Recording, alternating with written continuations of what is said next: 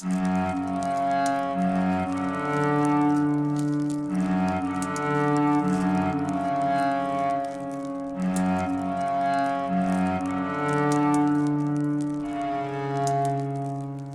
1.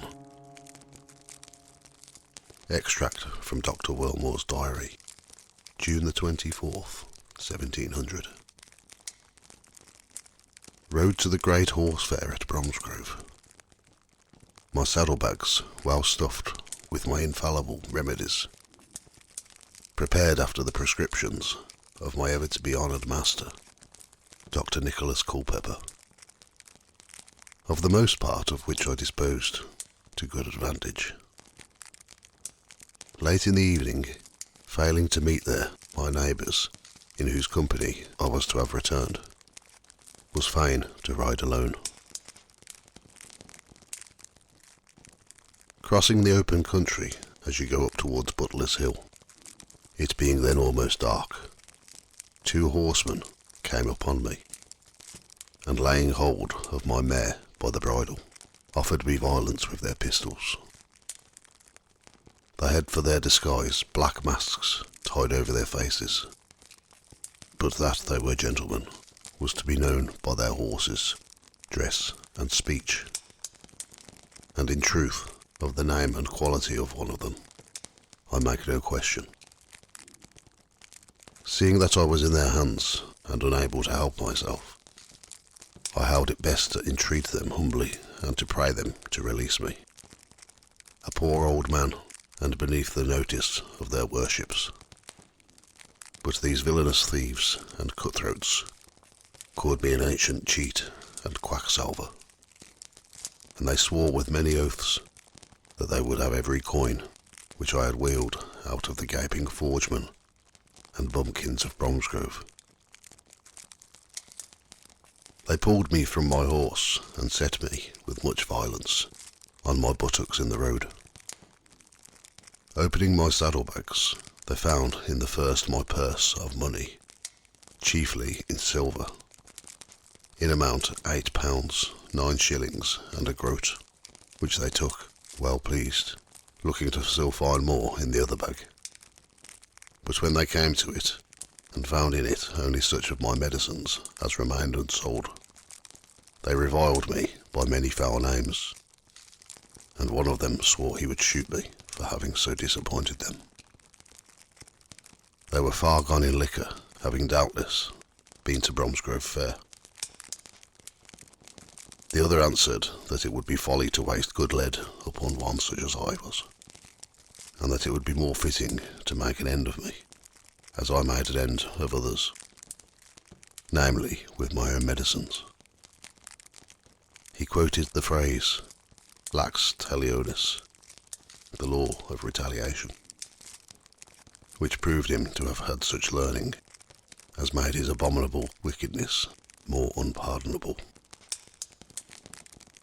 By continually threatening me with the points of their swords, they forced me to swallow all that was left of my sovereign salve for corns, together with my miraculous carbuncle powder of dried toads, and a large draught of my precious aqua espiritus lambricornum magistralia.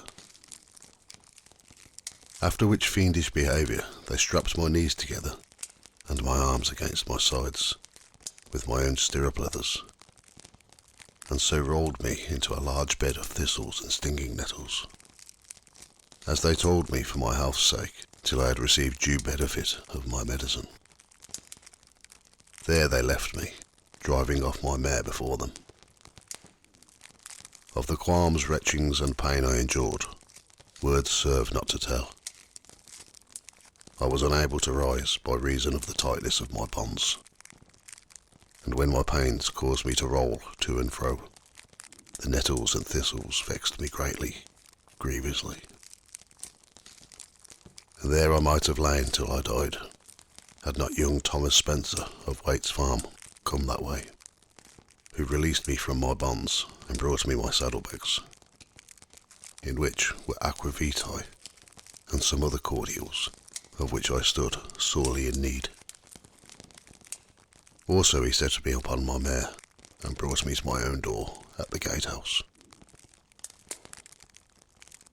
This young man very properly refused the money which I was so rash to offer him for his services, and therefore I must find other means to reward him. Since I am well assured that one of these gentlemen cutthroats was young George Cooks of Norgrove Hall, and that any attempt of mine to obtain justice upon him would frustrate it through the influence of Sir Thomas Cooks of Bentley, to whom he is some cousin, I am resolved to take my own private measures for his punishment, and more especially for the recovery of the money. Chapter 2. Tom Spencer was also returning home that night from Bromsgrove Fair, when he rescued the trussed-up doctor, and he had to pass the Spencer family farm, Waite's farm, in order to deliver Dr. Wilmore safely into the hands of his servant, Yelp, in the old Bordsley Abbey gatehouse. He had to retrace his steps past his home again, to call on his pretty cousin, Phillis Spencer, at Lowndes Hill Farm. Although it was late evening, Phillis was looking out for him, as he had promised to bring her a gift from the fair. She was annoyed with Tom for being so late, but she soon forgave him and ran inside the house to unwrap her present. Tom remained on the porch, telling Phyllis's uncle, old John Spencer, about the attack on the doctor by the two masked highwaymen. John Spencer inquired eagerly whether the doctor had recognised either of his assailants, and Tom replied that he had indicated the identity of one of them, pointing in the direction of Fox Lydiot, or some place beyond it. His uncle nodded, fully understanding that the doctor had good reasons for thinking it was George Cooks, about whom there were many ugly rumours locally. It would not have been wise, however, for the Spencers to have spoken openly about their suspicions of George Cooks, owing to his kinship with Sir Thomas Cooks of Bentley Manor. There was a strong bond of affection between Phyllis and her cousin Tom, for she had lived at Lowndes Hill Farm under the guardianship of her uncle since the death of her wealthy father in 1686. Her father had started a flourishing tea business in Cheapside, and had left his only child, Phyllis, a large fortune of £10,000. The Spencer family and local people expected that Tom and Phyllis would marry in the near future. However, George Cooks had been flattering Phyllis with his attentions at certain social gatherings. Her guardian, old John Spencer, did all he could to discourage any friendship between the young scapegrace, George Cooks, and his 18-year-old niece. The contrast between the two rival suitors could not have been greater. Tom Spencer was a steady, good-hearted and good-looking young farmer, while George Cooks had all the advantages of education from being the son of a country gentleman. He was a handsome rake of a man who dressed like a dandy of the time, often in a gold-laced coat with lace ruffles, set off by an expensive cocked hat, and fine shoes with diamond buckles. Tom Spencer's plain address of a yeoman farmer looked dull in comparison, but George Cooks was living well beyond his means, and like some other impoverished younger sons of country gentlemen of the time, he was replenishing his funds by highway robbery during his absences from Norgrove Hall, where he was staying. Sir Thomas Cooks had assigned Norgrove Hall to a branch of his family a few years earlier. There is little doubt that George Cooks was bent upon marrying the Spencer heiress, even though the Spencer family was inferior to the Cooks family in social rank.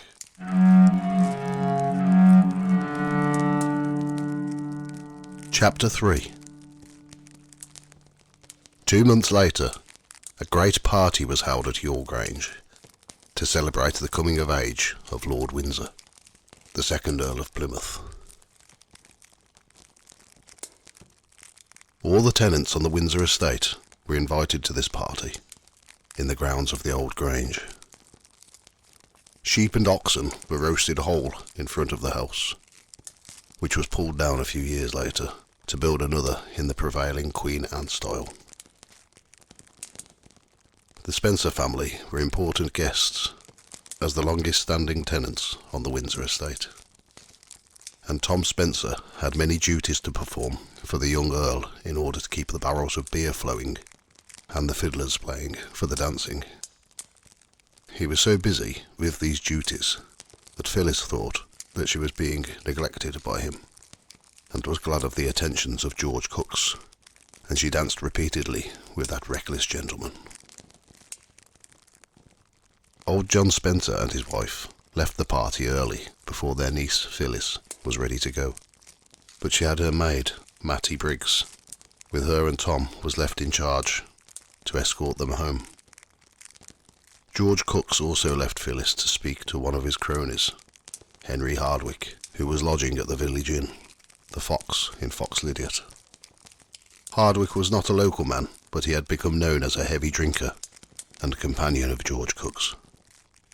The Fox was kept by Mabel Bates, the mother of Tony Bates, who was courting Mattie Briggs. Phillis grew impatient waiting for Tom to take her home, and decided to walk home to Lones Hill on her own, for her maid had also slipped away with Tony Bates. Phillis made for the footpath towards Salter's Lane, leading to Lones Hill Farm, and she passed the spot where George Cooks and Henry Hardwick were talking without seeing them in the trees. Hardwick was drunk, but not too drunk to notice the attractions of Phillis as she passed, and he said to his friend, "There goes the prettiest girl I've seen for a long time. I'm going after her to steal a kiss." Cooks restrained him with the words, "As you are my friend, Harry, you will do nothing of the sort. That girl is worth £10,000, and I mean to marry her." Hardwick replied, "Then just because I am your friend, I'll do it. I'll go and take my kiss. My lady will cry for help, and you can come and drive me off, and she'll fall into your arms." Cooks laughed. "Go on then. Take your kiss, but hang me if I don't spoil your sport before you have time to taste her lips." Dr. Wilmore was also a guest at the Hill Grange party, and he had been gathering the herb betony from a remote part of the park around the Grange. He saw Phillis walking alone along the footpath, and the girl's alarm when she saw a drunken stranger following her. Phillis tried to hurry on, but Hardwick seized her from behind, on the shoulder and wrist, muttering, "Stay a minute. One kiss before we part." She gave a little scream and struggled to free herself. The old doctor then saw Tom Spencer run up with a stout oak stick in his hand. Hardwick let the girl go in order to defend himself with his sword, and Phillis ran towards her home. He lunged angrily at Tom and wounded him, but Tom hit him on the head with his stick with all his force. Hardwick dropped the poleaxe to the ground and appeared to be dead. Tom stood perfectly still, aghast at what he had done. He forgot that he was hurt and could only think that he had been too hasty and heavy-handed. George Cooks had seen the fray from the distance and arrived in time to see his friend stretched out on the ground, with Tom standing over him. At the same time, Dr. Wilmore stepped out from the trees and heard Cooks call Tom a scoundrel and add the following threat: "You have killed my friend, and you shall hang for it, or my name is not George Cooks." Tom was too afraid of the consequences of his action to make any reply. The doctor knelt down to examine the prostrate man, and he shook his head as he looked at the head wound. "He's still breathing, and that is as much as can be said." While Cooks was bending over Hardwick's body, the doctor rose and touched Tom on the arm and whispered, "This is an ugly business. Go home and avoid Cooks. He is an evil man and means mischief to you." He then pointed to the blood trickling from Tom's side. You're hurt as well. I will come and attend to you as soon as I've done all I could do for the dying man. Tom walked slowly home, leaning on his stick, feeling faint, dizzy and frightened. Chapter 4. Dr. Wilmore pronounced that Hardwick had only a slight chance of recovery, and under his directions the unconscious man was carried back to the Fox Inn. Meanwhile, George Cooks began to think that the death of Hardwick would make his position safer, for Hardwick knew too many ugly secrets, and he drank too much to keep them to himself. Also, if Hardwick died, Tom Spencer would either hang for it or flee the country, clearing the way for him to marry Phillis and end his financial troubles. Cooks even considered that he could bribe Dr. Wilmore to make sure that Hardwick would never recover. Nevertheless, he visited his former partner in crime so often at the Fox Inn that people began to revise their bad opinion of Cooks because of the concern he appeared to be showing. Tom Spencer was not arrested because he was too confined to bed with his wound, which turned out to be more severe than it appeared at first. His condition was aggravated by his anxiety and remorse, and became almost as critical as Hardwick's. Phyllis was greatly distressed about Tom, especially as Dr. Wilmore forbade her to visit him. The doctor's precautions were fruitless, however. For 2 weeks after the fight, a coffin bearing the name of Tom Spencer was buried in the graveyard of St. Stephen's Chapel, attended by all the Spencer family and friends. Shortly afterwards, Henry Hardwick was reported to have suffered a sudden relapse, and his body was driven off by night by Tony Bates from the Fox Inn, to be buried at Upton Snodsbury, where he came from. The way was open now for George Cooks to court and marry Phyllis, and he sent letters to her through Tony Bates and her maid, Mattie. But Phyllis gave him no encouragement, and her uncle forbade him to visit Lowndes Hill Farm. The thought kept on returning to haunt her that Tom had died receiving his fatal wound in her defence, and she was full of remorse for her unkind words to him on the night of the party. She now realised, when it was too late, the depth of her affection towards Tom, and she could not respond to any other suitor. Not content to wait, Cooks hit on a plan to influence Phyllis in his favour. She had become a patient of Dr. Wilmore because her grief had affected her health, and she welcomed the doctor's visits when they often spoke about Tom. Aware of the doctor's skill in the mystic sciences, she hinted that she longed to see Tom once again, as he had been in life, and that she would pay him handsomely if he could make this possible. The doctor warned her about the dangers of conjuring the spirits of the dead, but she insisted that she would obey his instructions to the full. Finally, the doctor agreed to try and raise Tom's spirit, telling her, "Such art as I have shall be at your command."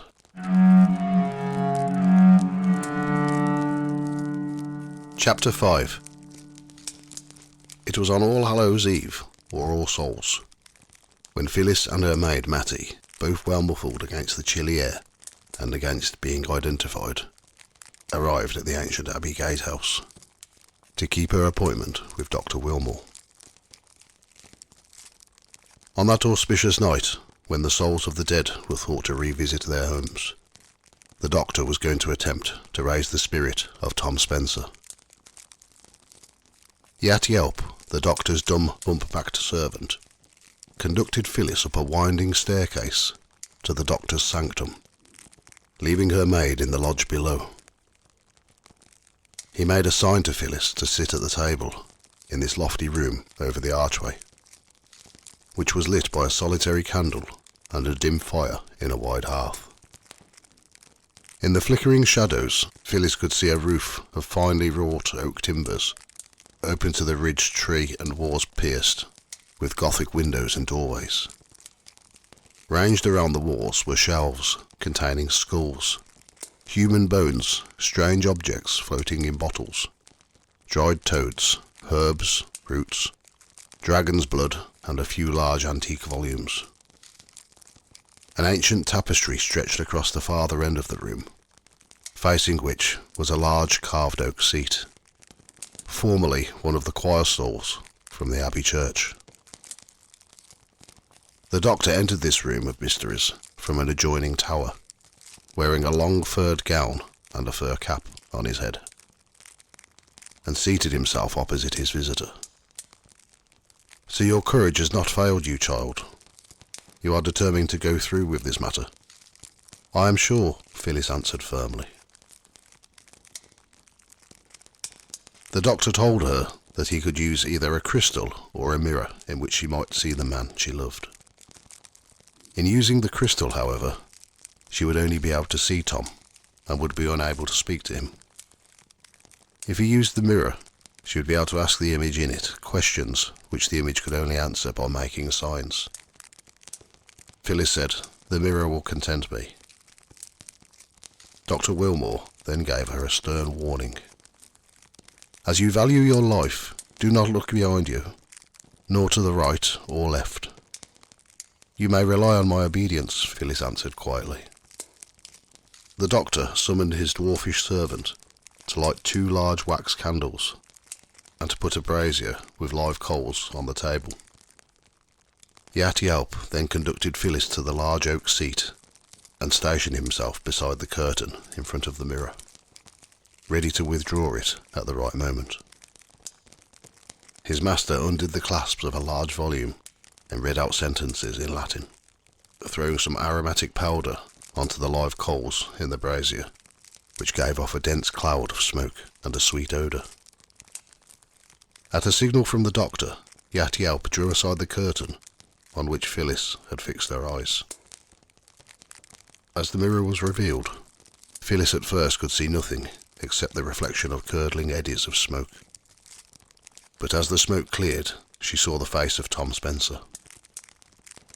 He seemed a little paler than when she last saw him in Hill Park, but he was otherwise unchanged, and his eyes were gazing intently upon her own. "Does the form appear?" asked the sorcerer, who had hidden his face in his gown. "It does." "Speak to it. You may ask 3 questions only, and its time is brief." For some moments, Phillis seemed unable to speak. At last, she said slowly and distinctly, "Tom Spencer, do you still love me? If so, smile as you smiled when you were alive."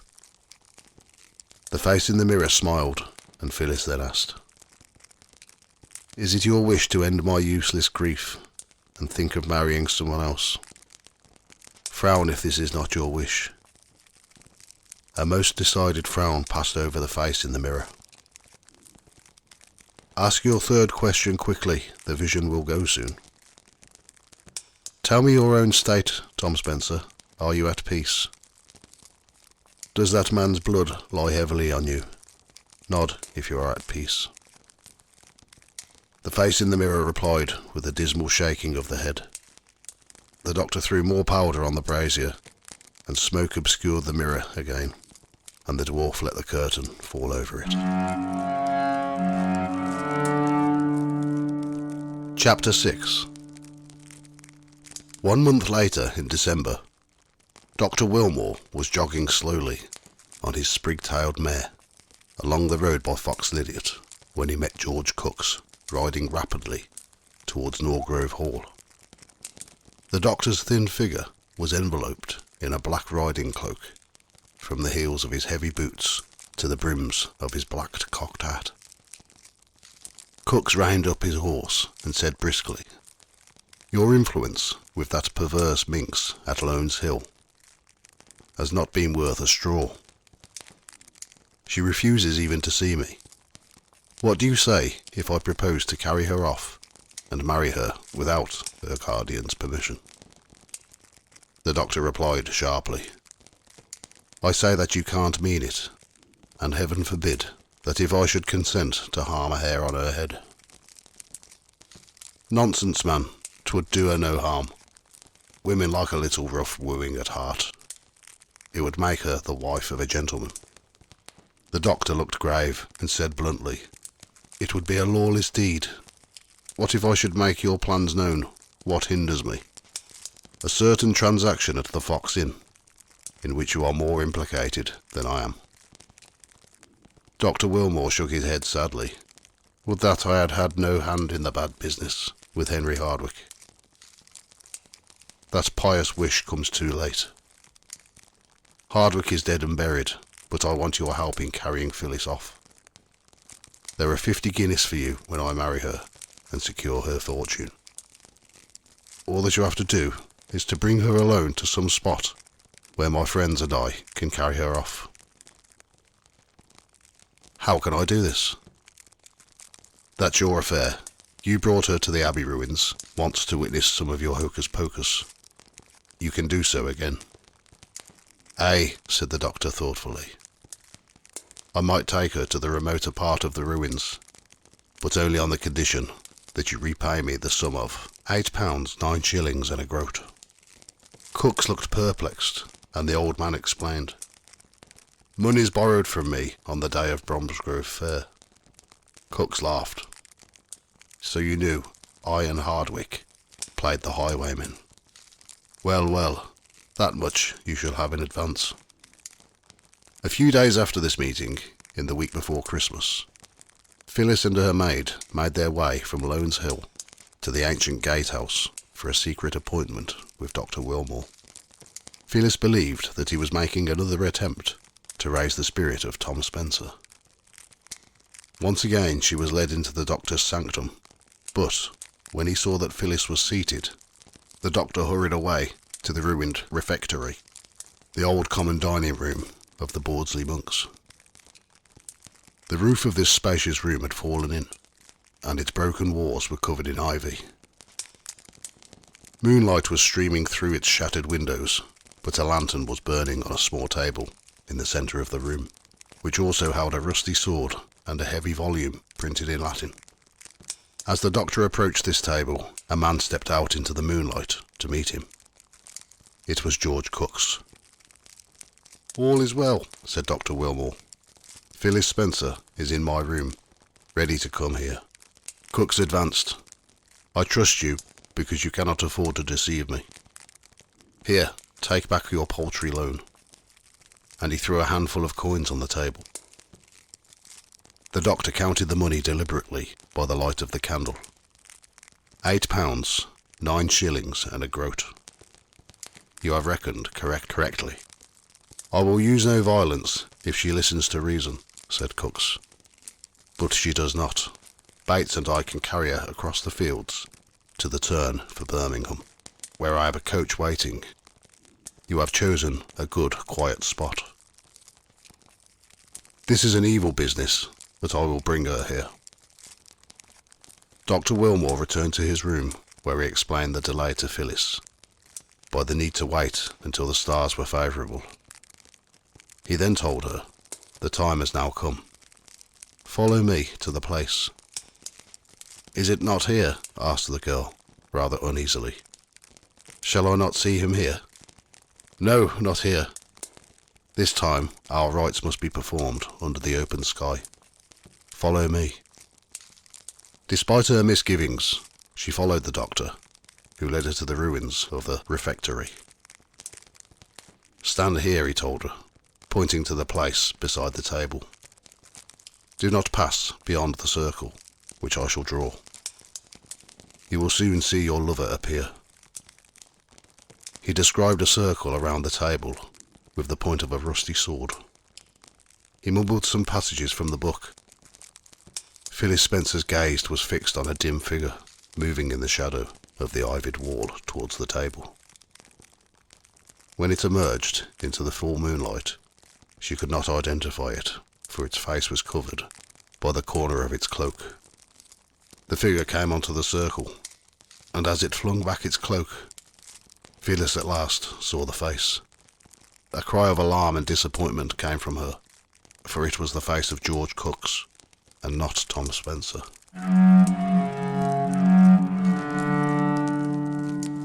Chapter 7.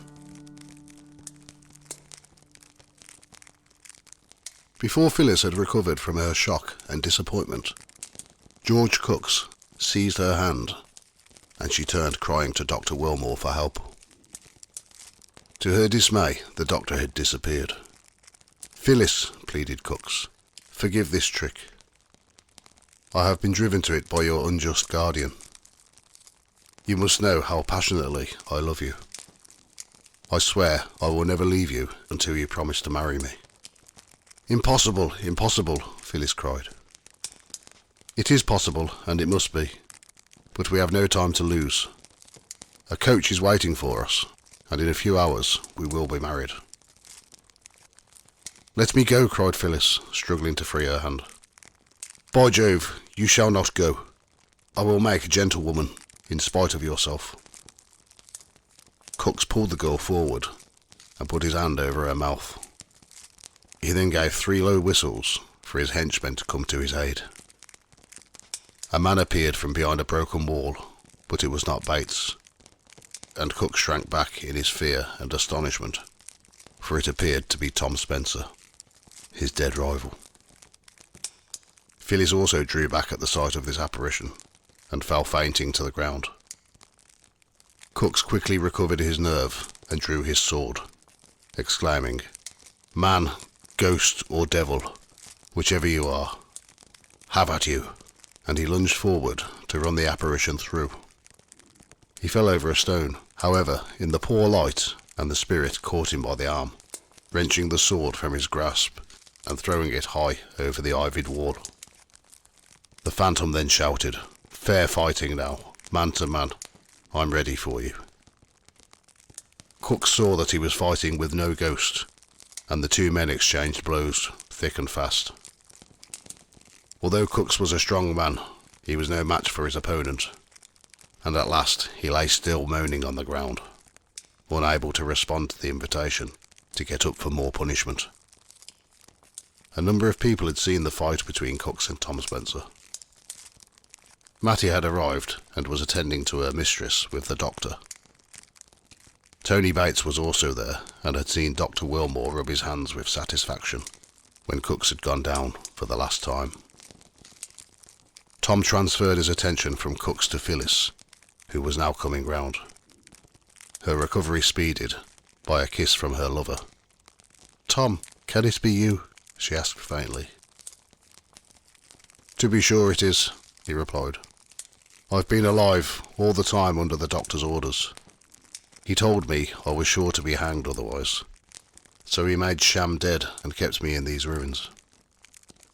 While the 2 lovers were in each other's arms, Cooks began cursing Tony Bates for not helping him, and also threatened his former crony. "I can have you hanged any day if I will." Bates seemed to be in no way frightened by this threat, and replied, "You are in far more danger than I am of hanging, master. I've been offered a free pardon if I tell all I know, and Mattie has promised to marry me if I led an honest life. They are after you for highway robbery. You've been informed against." "Informed against by who?" growled Cooks. "Your old friend, Henry Hardwick." "That's a lie. Hardwick is dead." Dr. Wilmore, overhearing this exchange, came nearer and remarked, "It is even as he says. Hardwick is no more dead than Tom Spencer. You bribed me to murder him. I only gave him a sleeping draught, and got him safely out of your way. The devil you did. Hardwick has made a clean breast of all the evil deeds of you and your associates. The evidence against you is too great to be ignored this time, Master Cooks. I swore to have my revenge on you, and revenge is sweet. And now you will hand me over to the law, I suppose," Cooks said. "Not I, for one," said Tom. "I've given you a thrashing. You can use your coach to get away while you can." George Cooks staggered off in the direction of his waiting coach, and was not seen again in the locality. It was a Merry Christmas at Lowndes Hill Farm, and at Waite's Farm a few days later. One other entry into Dr. Wilmore's diary gives the happy outcome of this affair. It's dated 1st of January 1701. This day I was present in Tardywick Church. Two couples married, Thomas Spencer to Phillis Spencer, and Anthony Bates to Mattie Briggs. As wedding gifts, I gave the young wives some excellent advice on the preservation of health. This was worth much to them and cost me nothing.